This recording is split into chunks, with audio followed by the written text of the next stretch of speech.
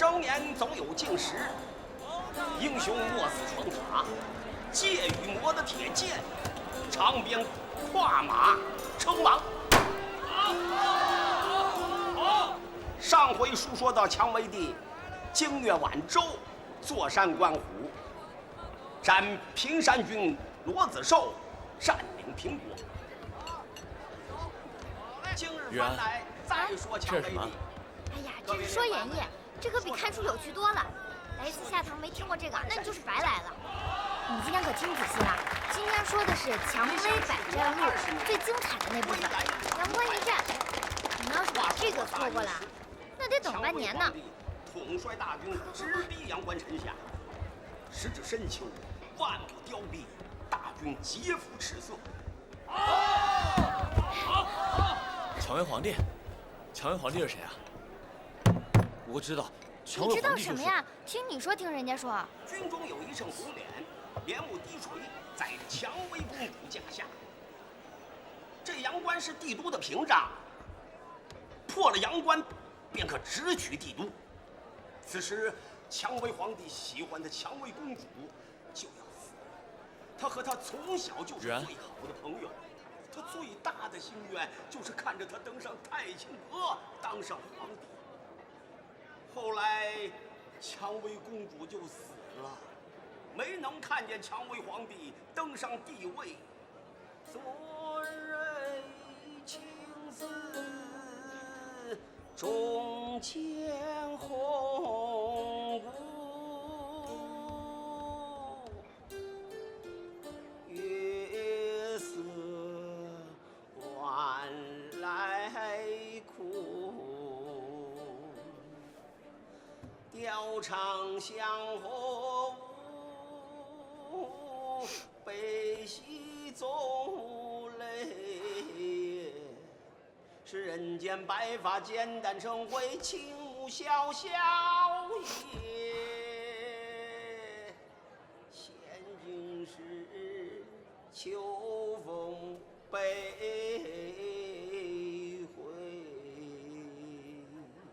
莫问从头，英雄总无路，天下千年久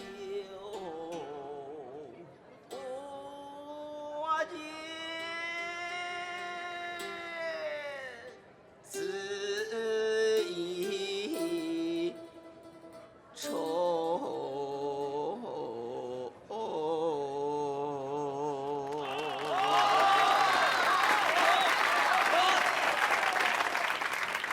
皇帝为了他最心爱的人征战了天下，可是最后还是没能得偿所愿。想必啊，蔷薇皇帝肯定很落寞吧？至少，他得到了天下，这也是蔷薇公主最想看到的。哎，玉然姐，你们再给我讲讲这个故事吧，我之前没听过。哦，好，我来讲了啊！哎，这个蔷薇皇帝是我们应朝的开国皇帝，是东路第一大英雄。蔷薇公主，哎，玉然，蔷薇公主是蔷薇皇帝从小最好的朋友，对不对？对啊，对，最好的朋友。他们的故事里面，我记得还有一个人叫什么纯文公子啊，对，什么纯文公子？人家叫文春公子。对，我之前听说书的先生说，这个文春公子是当时最聪明的人，他和这个蔷薇皇帝也是好朋友，他们两个有共同的志向。那个词叫什么来着？志同道合。对，志同道合。他们就是志同道合的那种好朋友，再加上蔷薇公主，所以他们三个就是最好的朋友。三个？我们也是三个。是啊。是啊。来，把杯子拿来。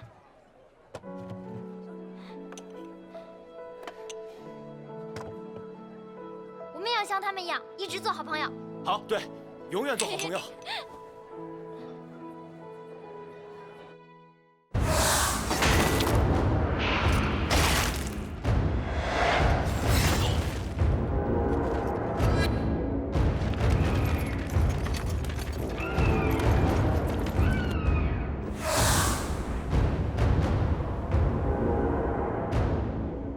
离国犯我疆土，下堂危如累卵呐！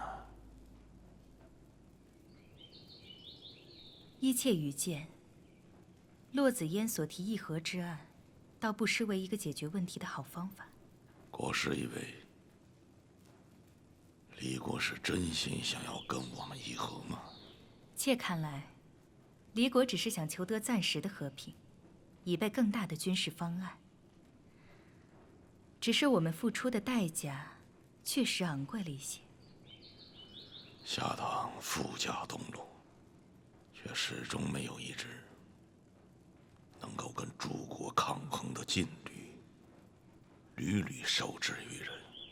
这些年我都成就了什么？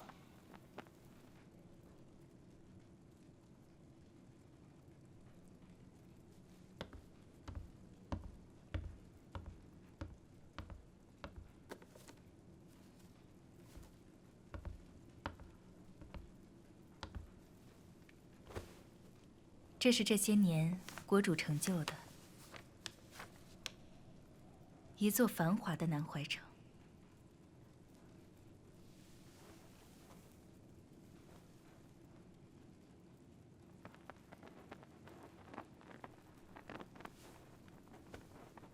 它让我想起你初来下堂，常常画自己的家乡。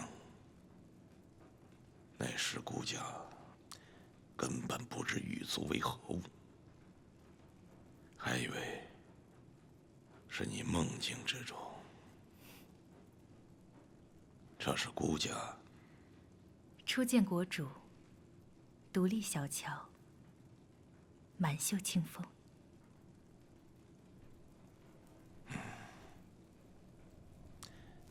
劳烦国师，我们先与离人议和。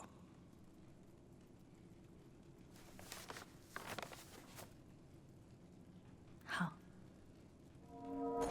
诸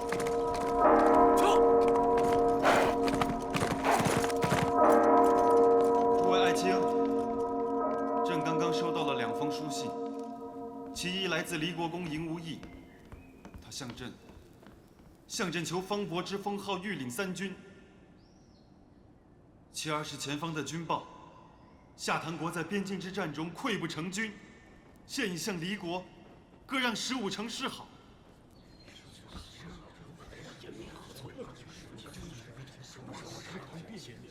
众位爱卿，众位爱卿，这可如何是好？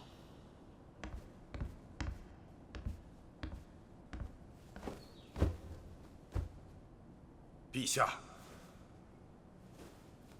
赢无益无视朝规，公然侵占下唐领土，不臣之心昭然若揭，而今又公然求方伯之号，狼子野心，其心可诛。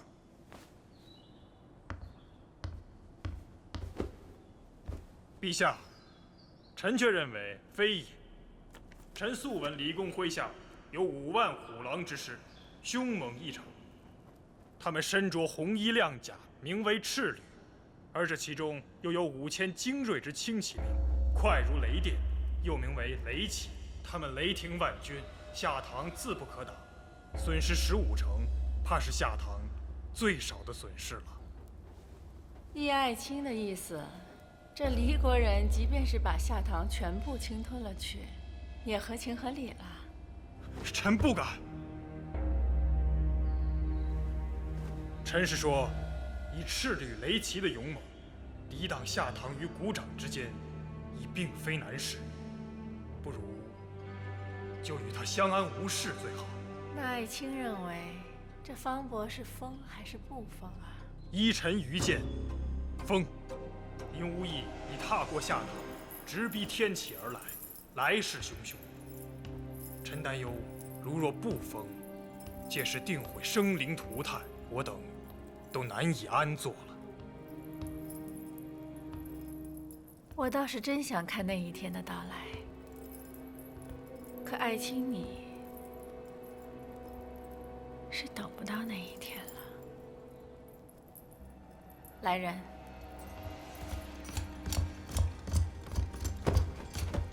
殿下，殿下，陛下，陛下，陛下！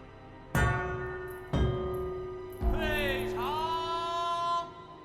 不知赢无益这次侵犯的是哪座城池？说来奇怪，既不是交通要道，又不是富庶之地，而是一个叫古北口的荒山野岭。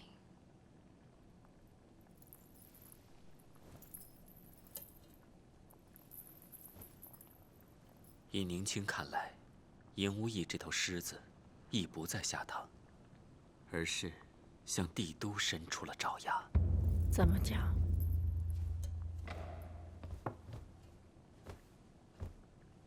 古北口现在确是荒山野岭，可是100余年前，却是通往帝都的一条商业邪道。若冒险通过古北口，会比走商道快4天到达帝都，只是实在太难走，所以才被荒废了。以离国的军力，不需多久便可恢复出一条可供军马通行的道路。到时候，只要赢无益一声令下，滚滚雷旗便会出现在帝都城下。想必宁卿已经知道赢无益求赐方伯一事，你怎么看啊？恕宁卿直言，诸侯之中有不臣之心者，远不止赢无益。数百年来，皇室采用的策略是让诸侯之间相互制衡，可现在离国军力之强，已经压倒了其他诸侯。这个平衡一旦被打破，那其他诸侯的野心便会爆发。这煌煌帝都向来都会引得天下人的贪欲。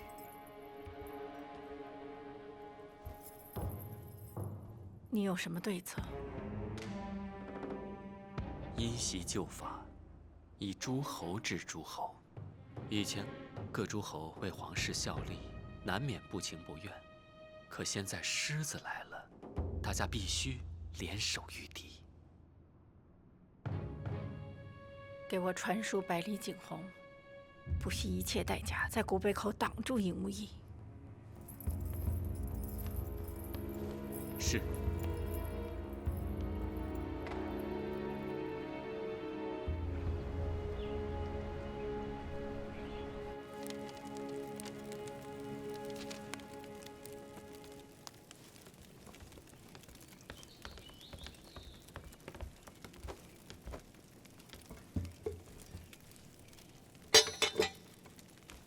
国师想必已猜到这是谁的来信了。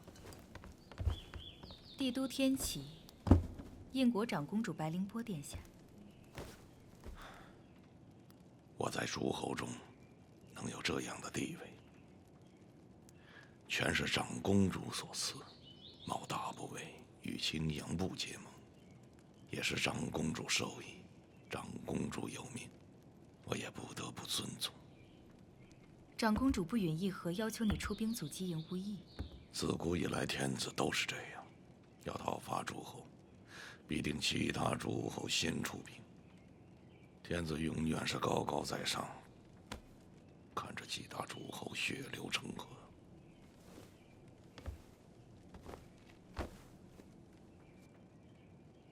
不能想办法拒绝吗？拒绝了长公主的调遣，就是拒绝了她的好意。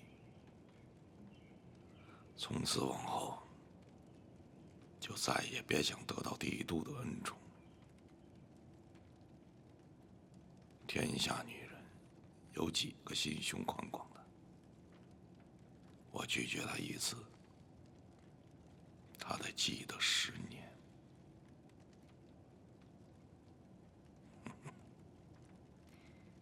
天下间的盟友，谁一定是你的人呢？大家都有利益的交换，我也是有求于您，所以才会在这南怀城里静谧那么久。长公主那边亦然。如今赢无义剑指帝都，天下震动，人人自危。谁能击败赢无义，在诸侯中的地位必然会扶摇直上。所以这一战，风险虽大，回报也大。道理是这样，顾家在思量着双方的军事差距，看来只有动用那10万担粮食请来的铁骑兵了。那些北路人性情凶悍，远来未久，怕是难以调遣。那个九王又是个心思极重的人，婚约未成，怕也是不肯出兵吧。虎狼屯邑结壁，不让他伤人，就得放出去咬外人。九王自是不肯轻易出兵，那顾家也有对策，只要一人上的战场，他就会请兵出战。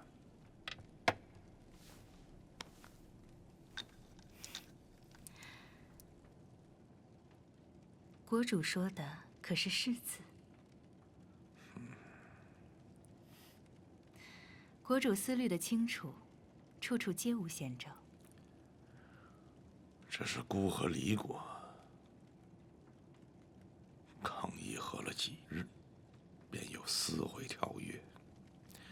那军国大事传到万民口中，如同儿戏呀。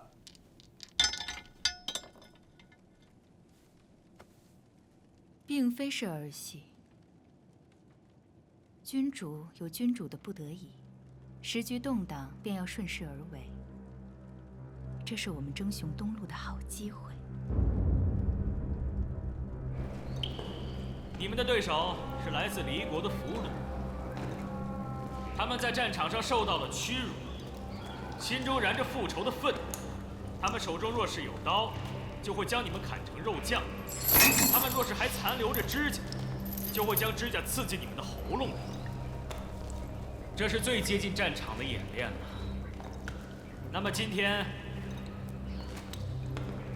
你们将是2人1组，请多珍重啊！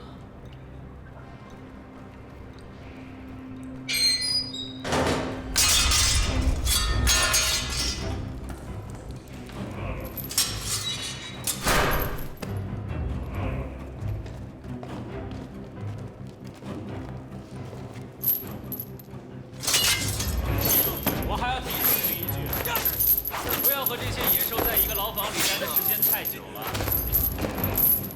不然真的到了你死我活的那一天，可能你们的心软，就会让你输了自己的性命。作为战士，要时刻拥有一颗杀伐决断的心。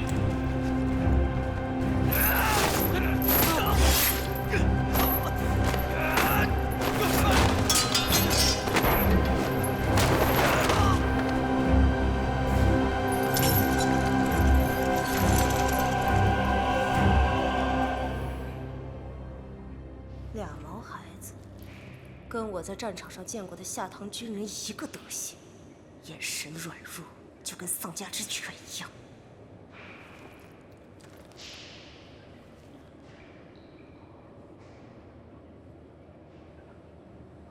阿苏拉，他是我们的敌人。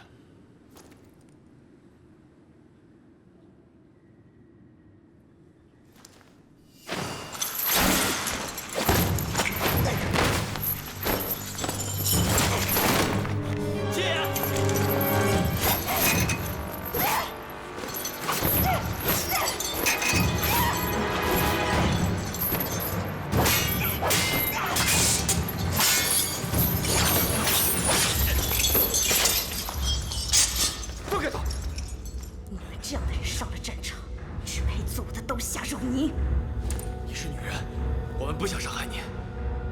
手里拿着武器却选择后退，这就是你们输给我的原因。你杀呀！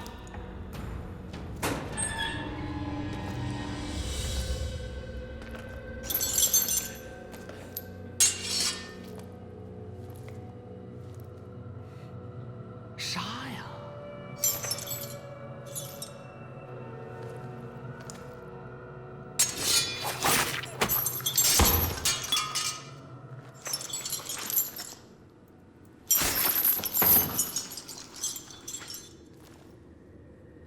没用的东西啊，连个俘虏都当不好，要你有何用呢？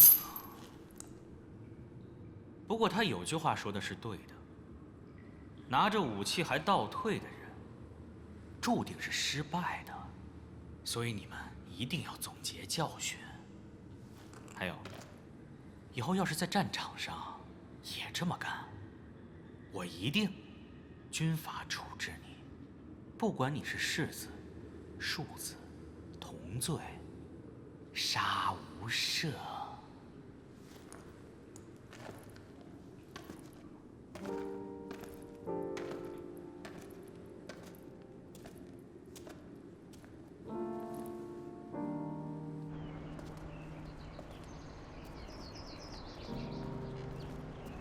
阿苏拉，你是不忍心吗？我被送来下堂，说是可以学习所有东路的军事知识。今天第一次上阵，看到的只有残酷的血腥，把俘虏当成靶子来打，那还是个女人。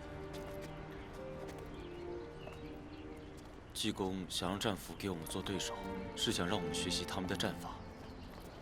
不过阿苏拉，你不是下堂的人，离国的战士也不是你的对手，狠不下心来，这也很正常。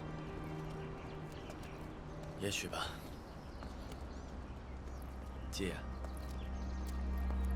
几年前，我的刀术老师问我拿起刀是不是想杀人，我拿刀是想救人。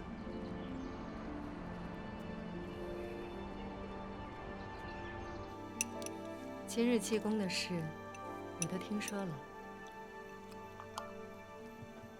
苏上公，我想问你个问题：这世上真的有妖魔吗？其实真正的妖魔住在人的心里，人心里的恶生出了万千的妖魔。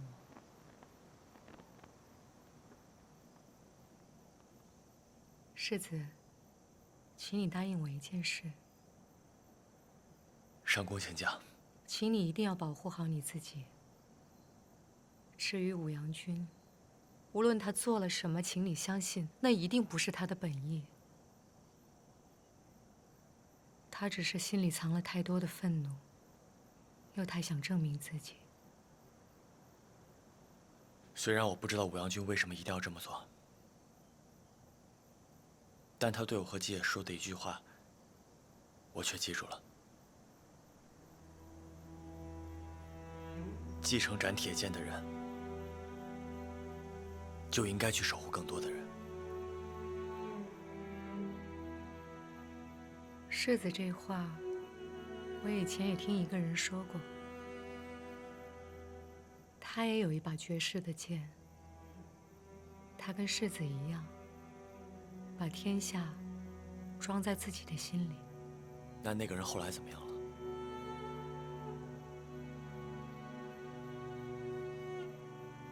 后来，他成了一个英雄，却死在了万刀之下。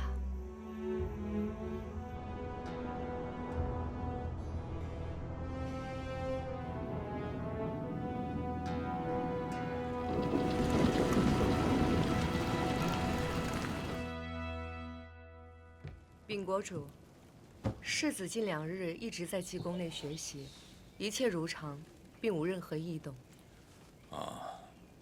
我怎么听说，世子在昨日的训练中，险些遭了离国俘虏的黑手，还和武阳君发生一些小冲突。苏上公不是疏忽职守，就是有意要偏袒言儿了。请国主恕罪，苏某一定会保证世子的安全，以后不敢大意。苏上公的心意，估家了解，顾家也不会降罪下来。颖儿也已经成年了，再过几日，我打算带她去地宫走走。苏长公替颖儿保存的那枚指环，是时候拿出来了。国主，那柄剑极其凶险，以颖儿现在的心性，是根本无法控制的。那柄剑是属于她的，只有颖儿有可能成为那柄剑的主人。国主应该知道那柄剑的力量，寻常人根本无法踏进他的圈子。那柄剑不仅寄生着他父亲的灵魂，也寄生着其他所有被剑所吞噬的灵魂。它的可怕无法想象。颖儿的确是那个最有可能拔剑的人，但是以他现在的心性，是根本做不到的，国主。可他的父亲曾经拔起了那把剑，不是吗？只有持剑的人，才能成为一代一代天驱的首领，成为一代一代的英雄。只要拔起那把剑，他们才会成为世人眼中号令天下的英雄。苏长公当然明白，我对颖儿的寄望不只是那把剑，更是整个下堂。还请国主三思。颖儿她只是个孩子，我只希望颖儿能够平安地度过此生，请国主放过她吧。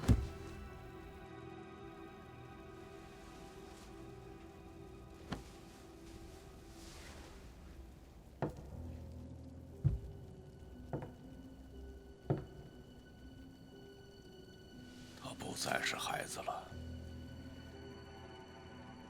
你也不再是他的养母。从你带着他投奔顾家的那天起，他就只有一条路能走，要么成为拔剑而起的英雄，要么就像个懦夫一样的活着。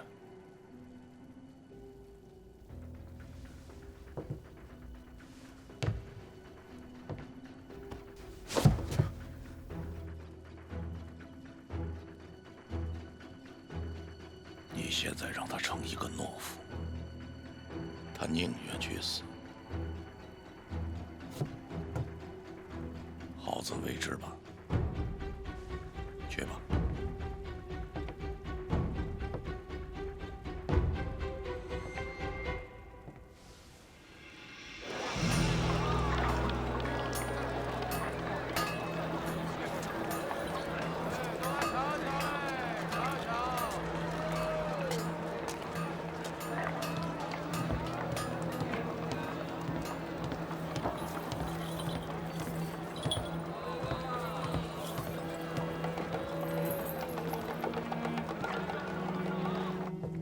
你把不干净的东西带进来了。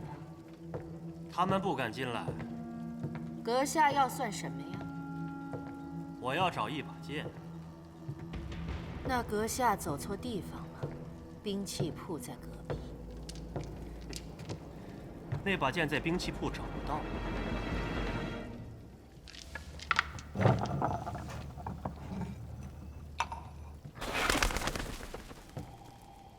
阁下要问的是一件陈年旧事，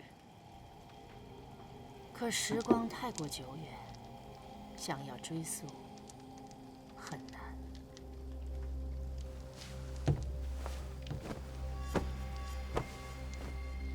把你知道的都告诉我。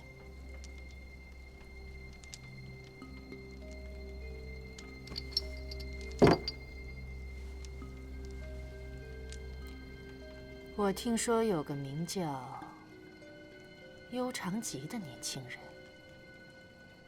他乘着一艘小船，顺地下河而下，带着一把沉重的古剑，英姿勃发。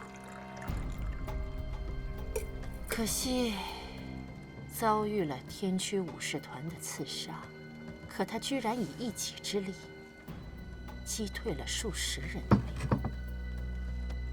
我问的不是人，我是问剑。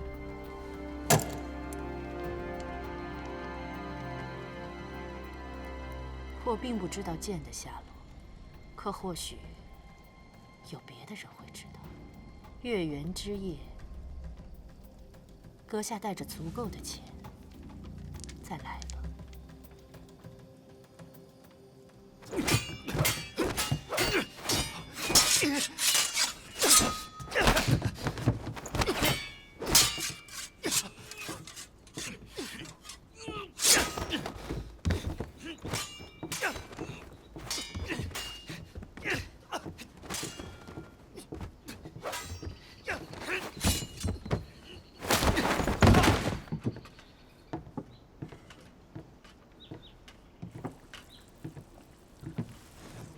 最近双红花开得正盛，我亲自采摘了一些，让后厨做成了双红饼，带过来看看你。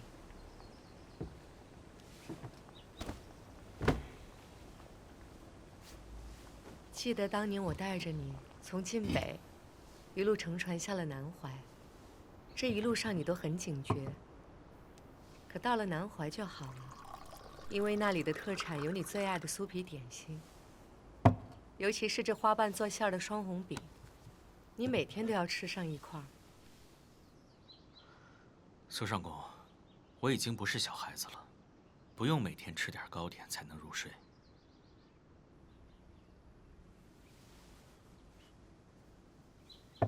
你呀，小时候有很多话跟我说的，现在越来越大，话也是越来越少了。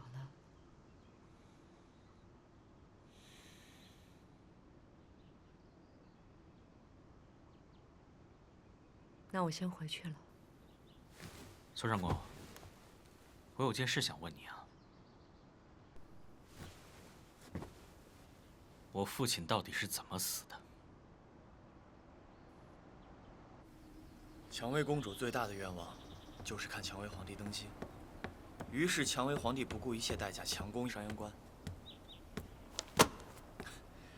看来喜欢一个人，就在做他喜欢的事情。你喜欢这本书啊？玉然，哎，你来了。我前2天听说书人讲蔷薇皇帝的故事，我好喜欢。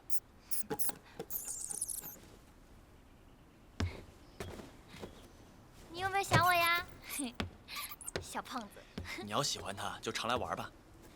反正他也喜欢跟你玩。我原本以为你不方便来找我呢。有什么不方便的？都是一起喝过酒的兄弟了。从今以后呢，我们就是一个战线的人了。虽然我们都是背井离乡、寄人篱下，不过别担心啊，以后大哥罩你。好。行了行了，走吧，我们去找季野逛鬼市。走。我查了所有跟那件事情有关的记载，但都语焉不详。我只知道我的父亲是晋北国人。世家出身，仕官于皇室，而他另一个秘密的身份是天区的大宗主。有一天，他突然离开了帝都，带着天区的圣武苍云谷尺剑来到了南怀，但却被不明身份的人给杀了。事实也确实如此。杀他的到底是什么人？颖儿，你问的问题，有些我知道，有些我不知道。有人觉得他是罪人，但其实他问心无愧。当年全天下的人都想要杀他，一路上他遭遇了无数次的伏击，可至于最后谁得手，到今日仍然是一个悬案。国主说是陈月的人杀了我的父亲，你怎么看呢？这未必是真的。陈月固然是你父亲的敌人，但你父亲的敌人却远不止于陈月。国主希望你对陈月怀恨，这样，你就会想要继承你父亲的剑。天驱的力量至今仍然潜伏在东陆各地，国主想要天驱为他所用。他是个有野心的人，我们每个人都是他的棋子。你、我、青阳世子，乃至于国师都不例外。你是说国主只是利用我拔剑吗？你是最有希望成为剑主的人。苏圣公，你既然知道国主只是利用我当个棋子，那你为什么还要带我来下堂？当年你尚且年幼，你父亲的敌人遍布东陆各地，没有一国之力如何保护你？难道你苏圣公不是国主的马前走狗吗？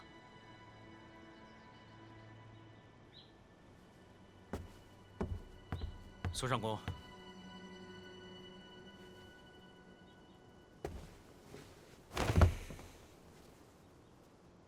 当我遇见你的时候，你才16岁。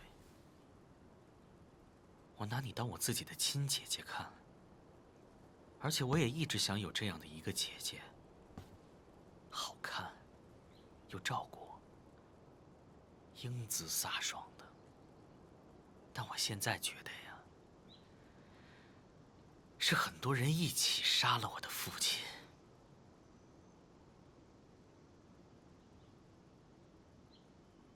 而你，就是其中一个，对吗？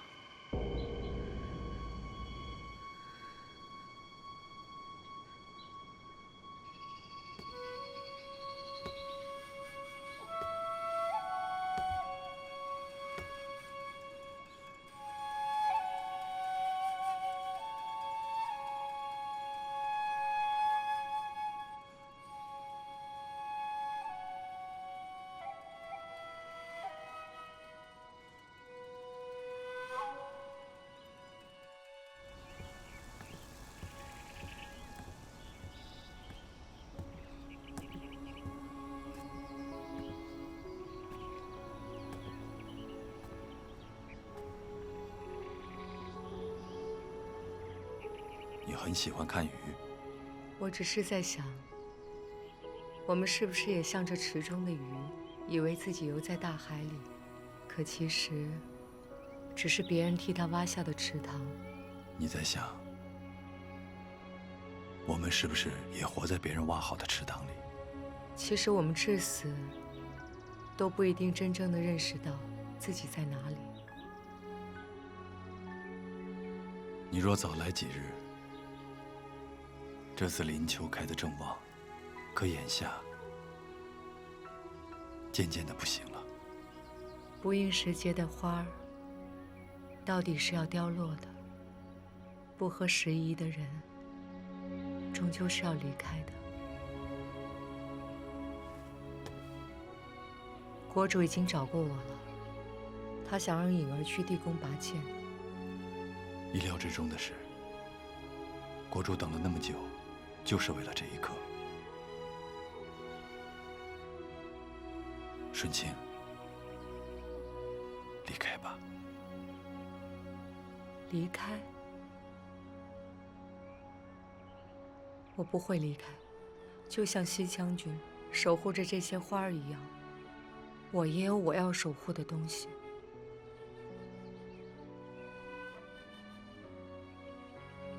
你真正要守护的，并不是那柄剑，而是那个人。你不是一个天驱，守护那柄剑的责任不应该落在你的肩上。可是能守护那柄剑的人已经被杀掉了。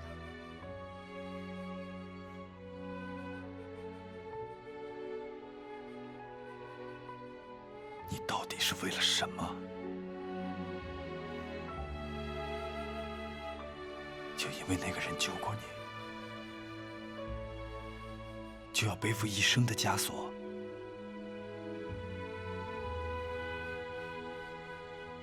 这天底下，每个人都有他的牢笼。那把剑，就是我的牢笼。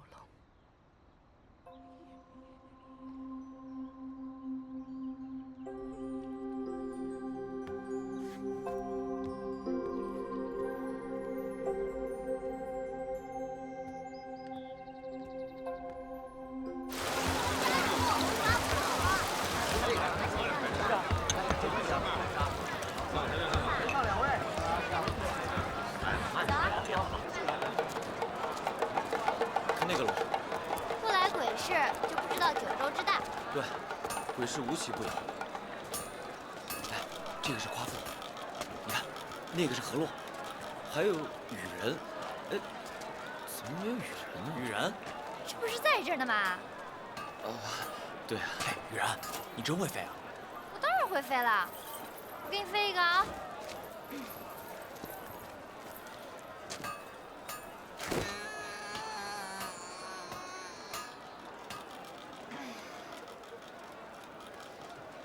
等一下。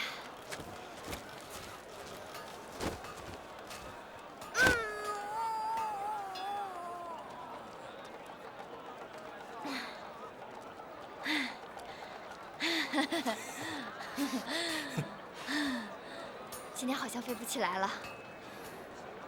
没事，今天飞不起来，等你哪天想飞了，你提前通知我们，我们看着你上天。嗯，好。